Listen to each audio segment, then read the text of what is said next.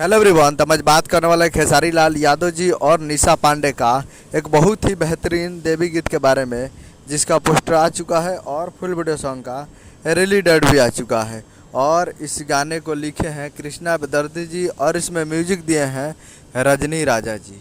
और इस गाने को गाए हैं खेसारी लाल यादव जी, जो कि आपको स्क्रीन के ऊपर दिखाई दे रहा है। जिस सॉन्ग का टाइटल रखा गया है माई महारानी आ गईली, जिसका टाइटल है माई महारानी आ गली। और वीडियो में खेसारी लाल यादव जी और निशा पांडे जी फिट में है। निशा पांडे जी और ये 2025 का दूसरा देवी गीत है खेसारी लाल यादव जी का, जो कि इससे पहले खेसारी म्यूजिक वर्ल्ड से जो कि रिलीज हो चुका है और वो काफ़ी बेहतरीन सॉन्ग था। और ये तगड़ा वाला गाना है जो कि आने वाला है और ये आपको देखने को मिलेगा। Full video song release on tomorrow at 6:30 AM पे फुल वीडियो सॉन्ग को रिलीज़ किया जाएगा। यानी कल विश्वकर्मा पूजा के शुभ अवसर पे इस गाने को रिलीज़ किया जाएगा सुबह 6:30 पे। तो आप लोग तैयार रहेगा, काफ़ी बेहतरीन सॉन्ग है।